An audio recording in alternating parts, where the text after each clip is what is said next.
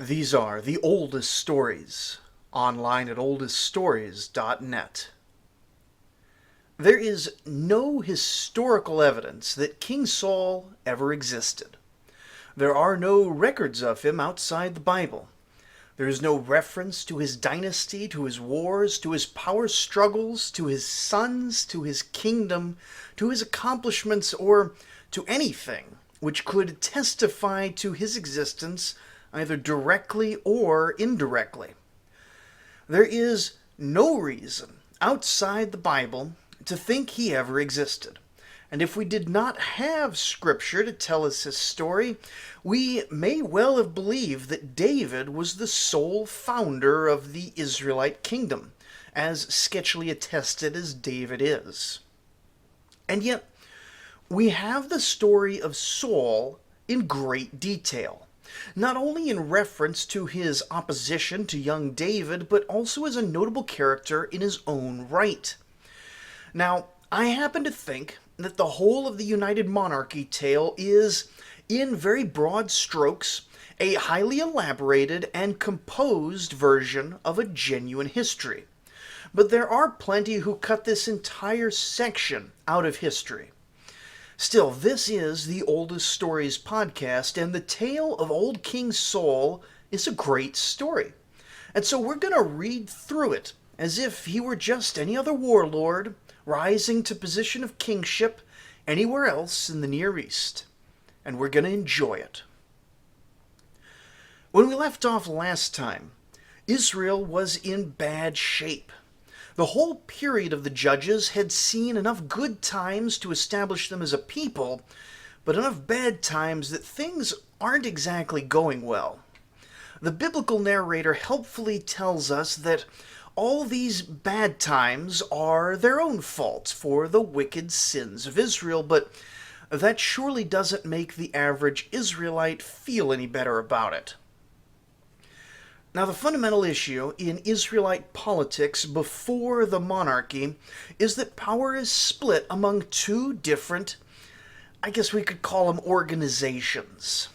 There is the priesthood power, represented by the Levites and the judges, who appear to exert an uneven but transnational power that other Mesopotamian and Levantine priesthoods do not.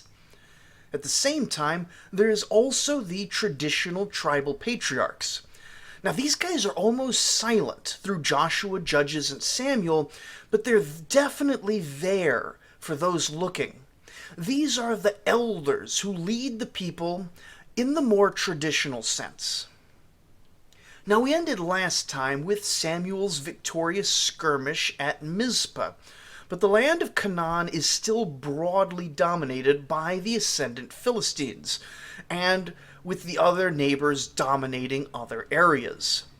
The book does make the claim that the Philistines did not enter the land again while Samuel still lived. But we know this is an exaggeration because Samuel is going to live for a little while longer, and we're going to hear about both military engagements and more general oppression during the period. Now, it is possible that this particular area, kind of around Mizpah, was left without direct Philistine engagement for a generation, because it's extremely hard for a ruling group to exert even and effective control over all of their lands. In the ancient world, there are always lawless places and semi-independent groups. Now, we have a bunch of maps for the Israel series on our big mega post up on oldeststories.net. Those are nice maps that do tell us interesting things, but we should always remember that power was concentrated around the main cities. And other than that, political control was very much exercised either whenever a soldier could reach or wherever people were sufficiently worried that a soldier could reach them. Now, this always leaves a lot of area effectively untouched by political authorities, speaking both in the specific case of the Philistines and the general case of Near Eastern rulership in general. They still often nominally subject themselves to a ruler, submit tribute, and fear the military, but this is all a lot fuzzier than we think of statehood and nationality and political control nowadays. And this does carry on when we get to the Assyrian and Babylonian empires, too. That said, this is part of why we don't want to just throw out the Bible as a source. Not only does it have a complicated relationship with the truth, even parts which might be fictional serve as a good ancient source for something a bit more subjective, like what it may have looked and felt like to be dominated by a foreign power in the ancient Near East. Something that looks in many ways different from what we normally think of as foreign occupation. Something maybe lighter and less consistent, but still quite oppressive and frightening to live through. It's because of this that Israel is looking for a king, because they have this feeling of being oppressed. It's not because they want someone to govern them necessarily. It's not that they're morally or theologically in favor of kingship. Pretty much no one but kings are morally in favor of kingship. But they want a protector. This is why the biblical writers are so opposed to kingship here, because they wanted these generations to give God the chance to be their protector. But those generations themselves, as opposed to the much later writers, wanted something a lot more concrete, like a king with a standing military retinue. Governance issues may have been on their mind as well, but it is the security situation which is most strongly emphasized. Anyway, the basic story here goes that Saul is the son of Kish, no apparent relation to the city of Kish over in Mesopotamia, though who really knows? Kish was wealthy. Now one day some of Kish's donkeys wander off, and Saul goes with some servants to find them, abandoning the 99 in pursuit of the one, if you will. Anyway, he never does actually find those donkeys, so that other reference may not quite be so valid, but he does find Samuel, who receives a word from God that this youth is to be the next king of Israel. Now, his main qualifications at this point appear to be that he is tall, attractive, and wealthy, which seems more like boyfriend material than king material, but attractive people are generally more successful in life anyway. Everybody knows this. His other, less explicitly stated qualification may be that he is a Benjaminite. Now, this would seem an odd choice for a king to come from a tribe that not too long ago was shamed and defeated in battle, but it has been suggested that perhaps it was because he came from the smallest tribe that he was picked. His tribal power base would have been the smallest, allowing the other two power groups, the other tribal patriarchs and the priests, to, in theory, oppose him more successfully should they need to. Everyone wants a king, but no one wants a tyrant, and keeping yourself protected from your own government is a much older idea than the American Second Amendment. Of course, it's also been suggested that the early Saul story is a complete fabrication invented later to give religious justification to his rule, though that has a hard time explaining who the audience for such a story would be, given the brevity of his dynasty.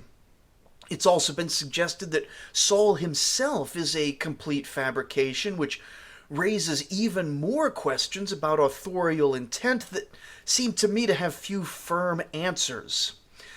The main criticism of this section, at least, is that Saul seems to be anointed king 4 separate times, which critics take to indicate that there were probably many separate stories of his coronation, and the redactor just sort of threw them all in there without much consideration for whether or not it made sense. There are other biblical places where this sort of narrative repetition is taken to indicate a multiplicity of traditions. Famously, the story of Noah's Ark is claimed to be two whole stories, just mixed together. And soon enough, we're going to see another such case with David. But in the case of Saul particularly, depending on how you count it, he may have been anointed as king as many as 4 separate times. And in Saul's case, this seems likely to represent something that I think is rather plausible. You see, his first anointing is in a religious gathering. And note that Samuel is gathering in one of the high places, in some sort of worship center. In this period, this particular high place goes without criticism, even though the Ark of the Covenant, the supposed singular center of worship, is elsewhere. This is because the one temple, one God, full Yahwistic religious agenda of later is not yet fully implemented as a matter of course. Now, whether or not God approves of this at this point is entirely dependent on theology, but it is interesting to note, and we're going to be noting it again in the future. Anyway, Saul is anointed in this religious gathering and participates in religious practice at this point. The notion of Saul being one of the prophets is raised here in a pretty cryptic passage that no one seems to agree on the meaning, or rather, even the oldest Jewish commentaries agree that since the idiom has long since been forgotten outside of these 2 lines, no one actually knows the context of Saul being one of the prophets. Anyway, after this religious ceremony, Saul goes to his father's house, and after a rest he calls a gathering of general people and proclaims himself a king. This is a second anointing, we could say, or a second coronation. People use different terms sometimes, but it's really basically the same thing repeated in a different context. Now note that these first 2 events, they don't necessarily use the word king in Hebrew, which would be melech, but rather nagid, which is a more flexible term. It can refer simply to a leader. It can refer to something like a crown prince due to inherit the throne. It can refer in histories written during a king's reign of the time before the king was king, or perhaps to a regent serving in place of a god who is king, or it can just refer to a king. This may be because our original source here is written from the perspective of Saul already being king, but also in a very real way, Saul is at this point both king and not king. And this is why I don't think these 4 anointings represent 4 separate traditions, but a very reasonable king-making process. Perhaps even a highly compressed accounting of events. There may have been more than 4 anointings. Fundamentally, think about this. How does someone become a king? A person is a king because everyone agrees that this person is a king. Now, as I write this, Charles III is the King of England. But while this is an objective fact in a certain kind of sense, it's also not a fact written into the universe itself. If everyone in the world forgot who was King of England and every piece of paper burned, there would be no clear way of figuring out who was the king. It's a fact that exists only in the minds of people in general, a societal fact. Contrast this to something like the laws of mathematics, which, if forgotten by the entire world, could be rediscovered in their entirety with a bit of investigation and hard work. Now, in a developed, peaceful monarchy, we know who is king because of succession laws and so on, widely published and accepted as legitimate. Now, in many historical periods, the king becomes king because he just pokes everyone else with spears and says, I'm going to keep on poking you with my spear until you call me king. And through the persistent application of violence, collects the general assent of the nation. In this case, though, Saul is doing something not terribly divorced from what modern candidates do in a Republican government. Rather than generating consensus through internally directed violence, he's doing it through politicking. Now, he is rich and seems to have a military force of retainers in his estate or in his father's estate at his disposal, and so the threat of violence is definitely there. But what gets described in the book of Samuel is that Saul generates the kingship through consensus building and generally acting like a king, rather than just simply seizing power. Which makes sense. In a context where there has been no kingship over these tribes, acting like a successful king in order to become king might get people on your side more effectively than simple domestic violence. And so far, he's collected the support of two key interest groups. He has at least Samuel and his religious followers on his side, and possibly, by extension, the support of much of the Levitical priesthood, which binds the Israelite tribes together. Also, he now has the support of the people and notables in his general area, giving him both a moral and secular power base. His next step will be to act like a king, both to show his personal qualifications and to have a successful track record that people can get behind. Now, acting like a king in this era meant more than anything enacting large-scale violence against people who weren't currently giving you tribute. And it just so happened that just across the Jordan River is a fellow named King Nahash of the Ammonites, who has provided a very convenient justification for war.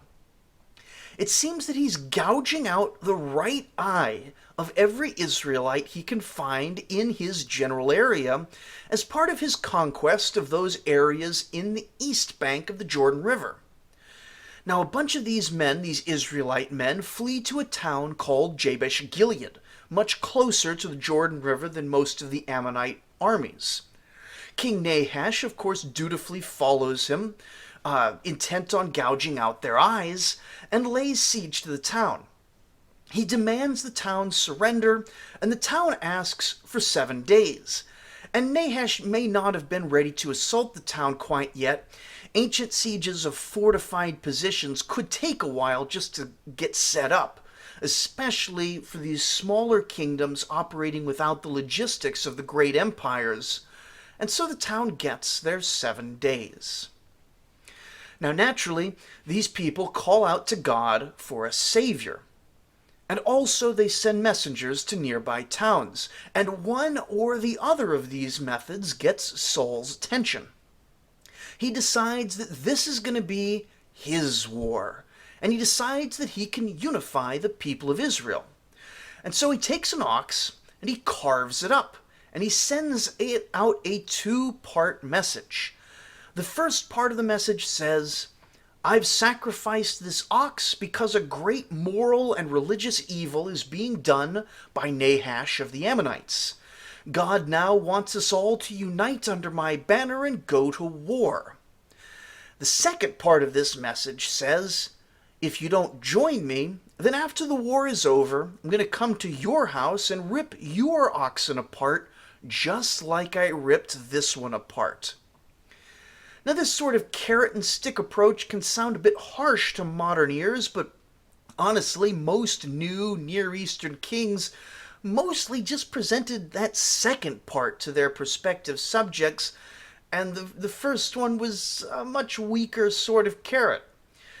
Fortunately for Israel, the religious obligation and sense of outrage is able to get a good number of men to Gibeah, where Saul is living, and they're able to put together an expedition to Jabesh-Gilead. We do get a tiny bit of detail about this battle, enough to kind of reconstruct what Saul's strategy was in the fight. Now, first he sends messengers to the trapped Jabesh-Gileadites, telling them to expect him around noon, and has them send a message to the Ammonites that that they're going to surrender in the evening. Neither of these messengers bore what Saul thought was the truth, since he was expecting to attack in the morning instead. But spreading this sort of tactical confusion is an extremely common tactic. If the enemy expects a late day engagement, they might be less alert in the morning. Who knows? It's worth a try. Next, he splits his force into 3 parts. Now, the numbers are madness here. We can't honestly say if Saul outnumbers Nahash or not, but splitting the force like this is generally risky. But against certain kinds of sieges is quite effective. You see, the core tactical problem of a siege is that the whole city needs to be surrounded to keep people from getting in and out of the city. And even small cities are actually pretty large in circumference when you've only got a few thousand men, sometimes just a few hundred men, trying to keep all the people penned in.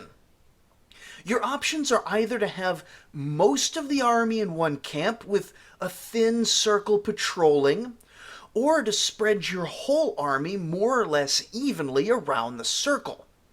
And there are, of course, always intermediate options, like having 3 or 4 smaller camps around the circle, but the point is that for a battle, your army is almost always stronger in a massed formation.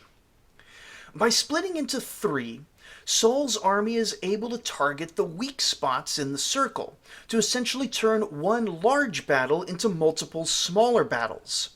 In each of these smaller battles, he can arrange it so that his force outnumbers the local Ammonite force. And the fact that there are multiple battles going on at the same time during hopefully an unexpected hour means that it's much harder for Ammonite troops around other parts of the siege that aren't currently under attack to even know if they should be reinforcing the fight or standing their ground. In a video game, or in modern combat, we have something much closer to instant communication, and such a situation could be resolved fairly easily. But in ancient warfare, once men started to clash, actually shifting strategy and enacting unplanned maneuvers was extremely difficult, and in fact it was usually just impossible for all but the most well-trained of ancient forces. Now, in the end, the Ammonites were routed so thoroughly that we're told their army dispersed completely, which is not unheard of in ancient battles when it was relatively easy to just, go on, sneak back home to your tribe or your town once the cohesive force of the army had fallen away.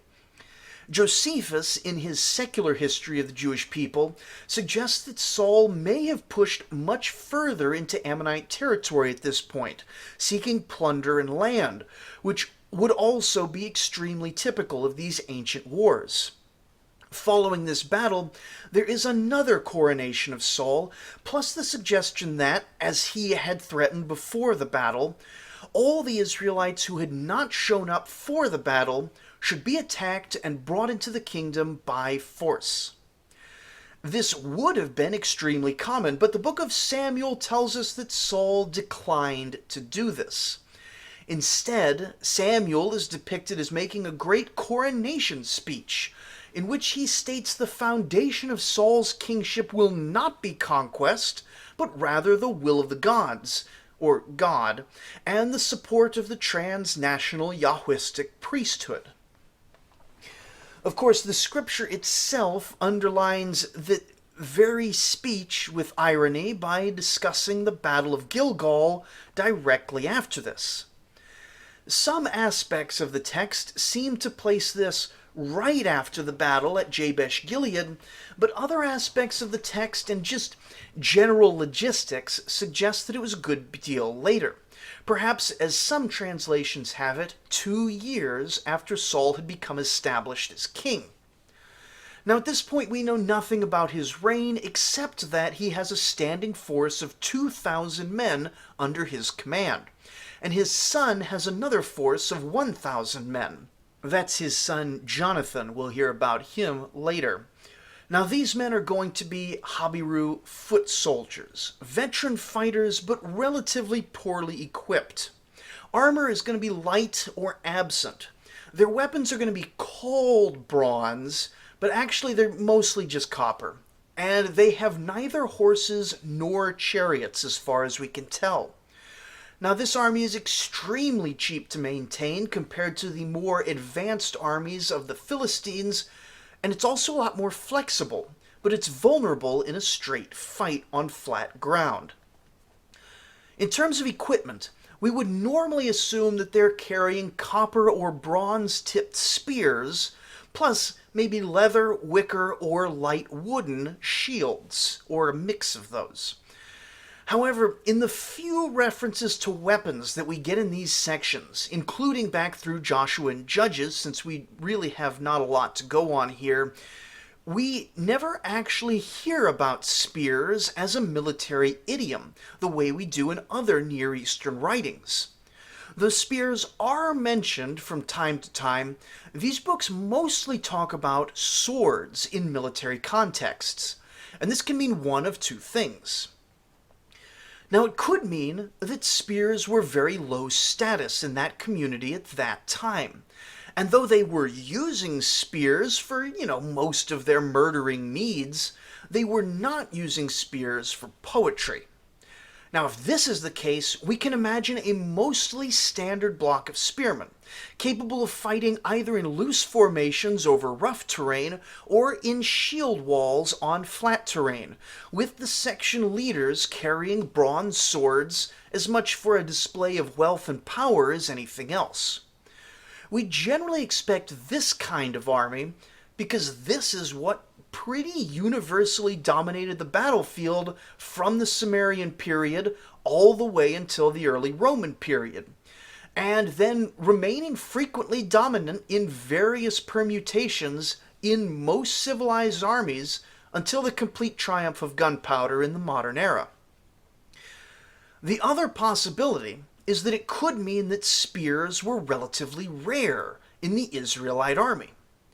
This would be historically unusual, but we do hear about groups like this in Near Eastern history.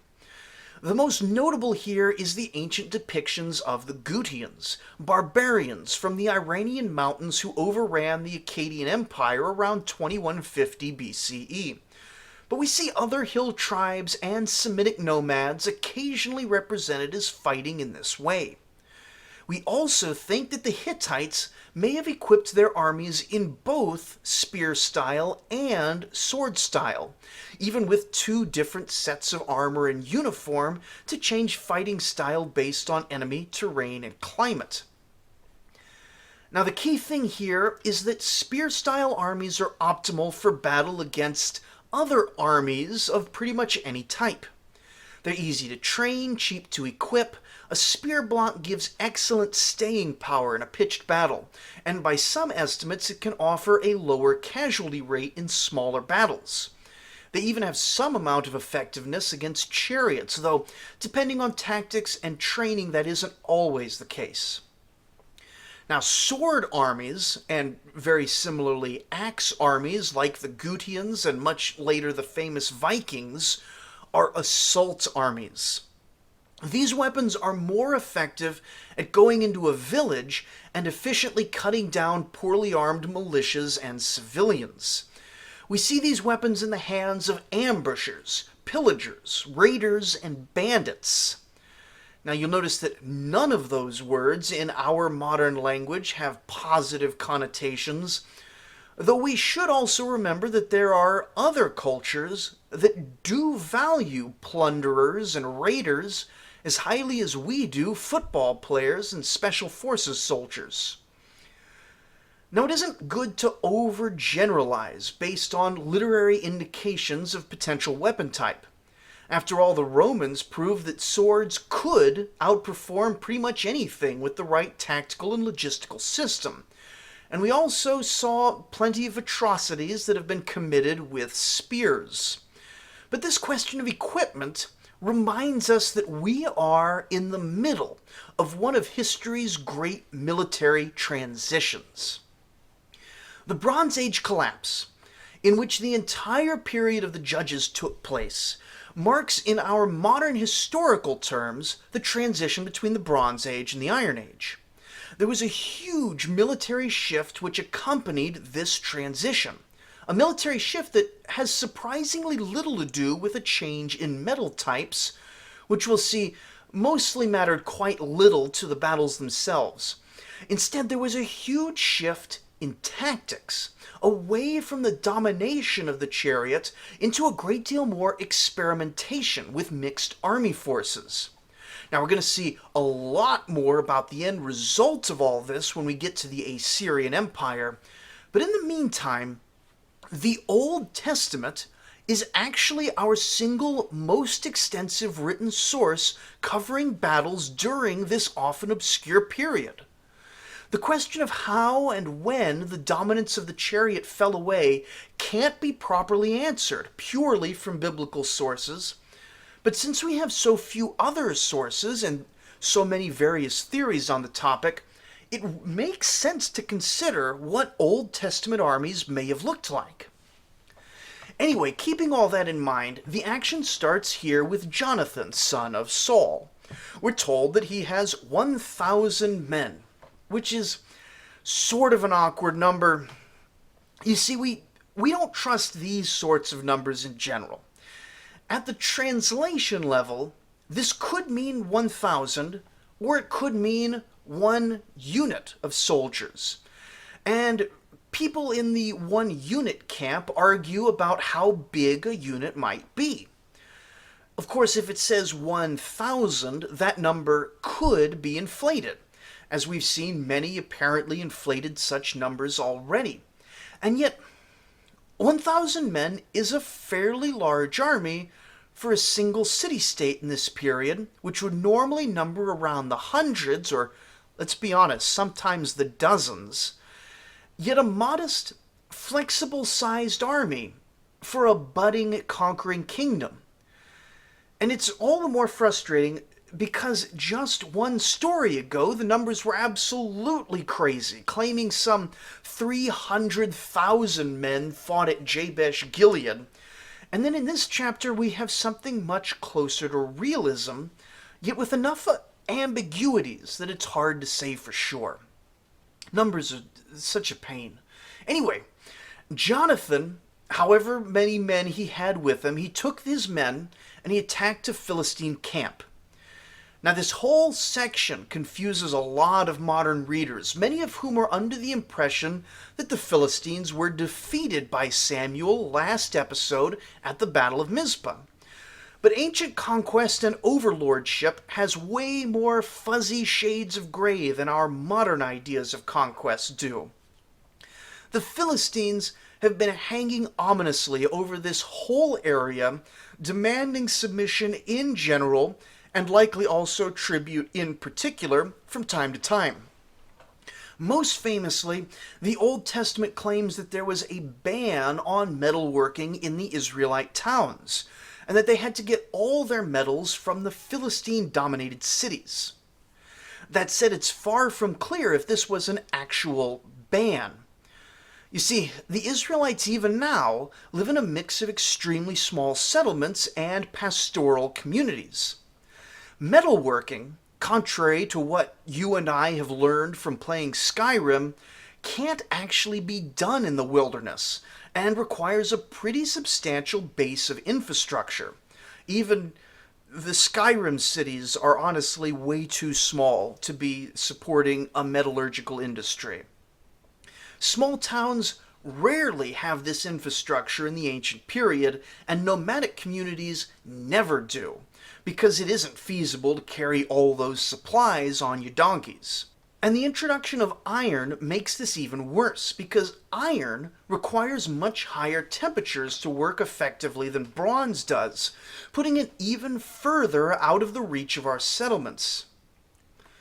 Now, it may be said that the Israelites are being kept in small communities by Philistine oppression, either directly or through a general sense of fear. It's also been suggested that Israel was keeping to relatively small settlements for reasons of religious devotion and social equity, rather like the modern kibbutzim.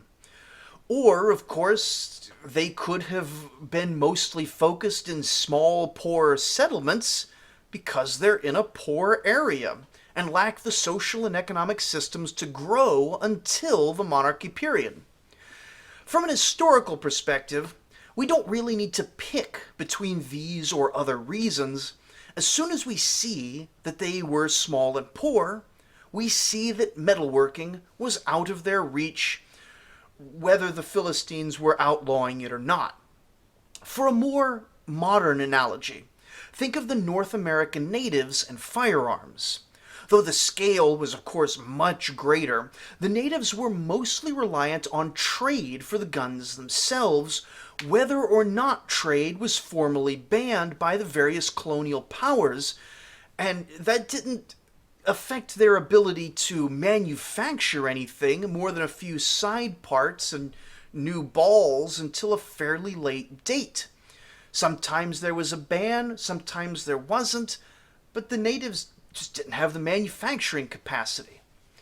Here too, we also see the complexity of a people often dominated by a greater power while still being independent, with various groups pursuing alliances, accepting submission, or battling fiercely as circumstances changed.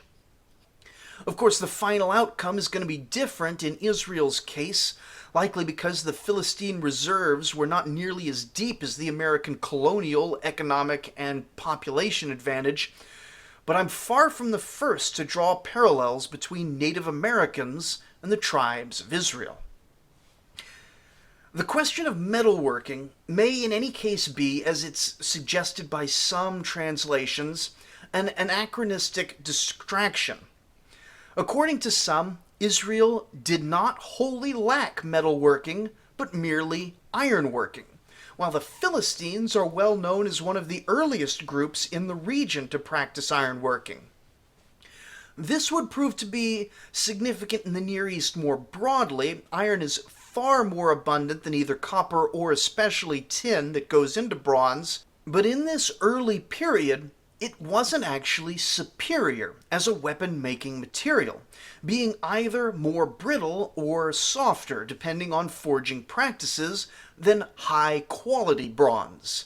And by some estimates, it may not have been noticeably better than just regular copper weapons. Not until much later, during the time when the Old Testament was actually being redacted, would iron forging have been sufficiently superior as to be an unalloyed advantage over bronze.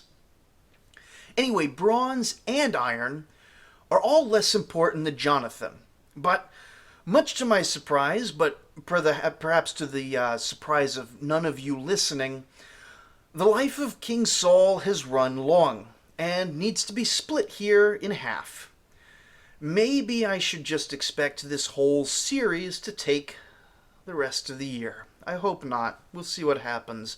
This is the problem with Near Eastern history. I'm excited to get to the stuff that's coming up, but I'm also really excited about the stuff in each episode, and so I'm just in perpetual anticipation of everything. I hope you are also excited about these stories because next time, there's going to be more action, more adventure, and more archaeology to come as we finish up King Saul and then move in to King David. Thank you for listening.